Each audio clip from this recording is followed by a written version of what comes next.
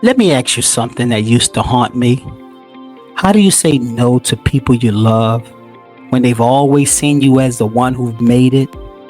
When you're the first in the family to get a good job, to go to college, to make six figures, to be an investor, to drive something decent, to live somewhere safe, you become the go-to, the ATM machine, the safety net. I get it. I was there, and for a long time, I thought that meant I was doing what I was supposed to do, until I realized I was keeping everybody afloat, but drowning myself in the process. I remember getting a call from a family member who needed help with rent, and right after that, another one who needed a cosigner, then a friend who needed to borrow money until payday. And because I was the one who made it, guess what? I said yes. But my bank account didn't really feel successful. My stress levels didn't feel blessed. And I had to ask myself, how long can I keep doing this without breaking? Because the truth is, being a provider without a plan is a fast path to burnout. That's when I learned the difference between helping people emotionally and helping people structurally. I stopped handing out band-aids.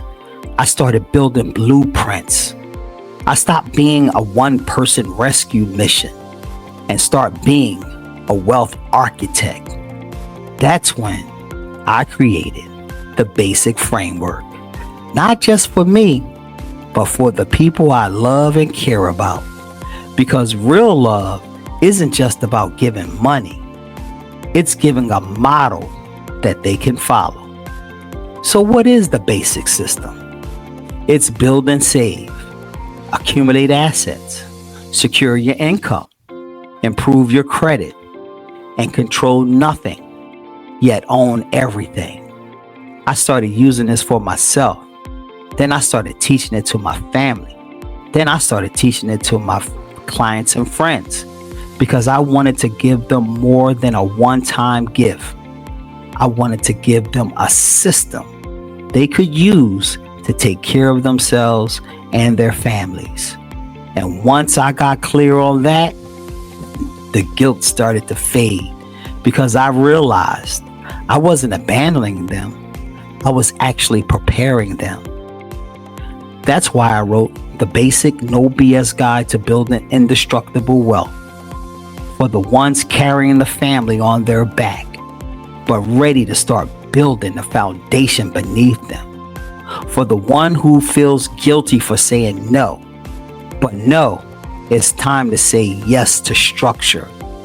For the first generation wealth builders who are tired of fixing everything and fixing everybody and ready to start building something that lasts. You can learn more and pre-order the book at www.basicwealthplaybook.com. If you're ready to stop being the family ATM and start being the family architect, drop book in the comments and I'll send you a special link where you can pre-order the book. Or again, you can go straight to www.basicwealthplaybook.com and grab your copy. Let's shift from emotional spending to generational planning. Let's stop being out fires and putting out everybody else's fire. And let us start to lay the bricks of a good foundation for generational wealth so we can make it and keep it, protect it, preserve it, and pass it down to the next generation. Because the real flex isn't always saying yes. It's building something so strong that one day they won't have to ask.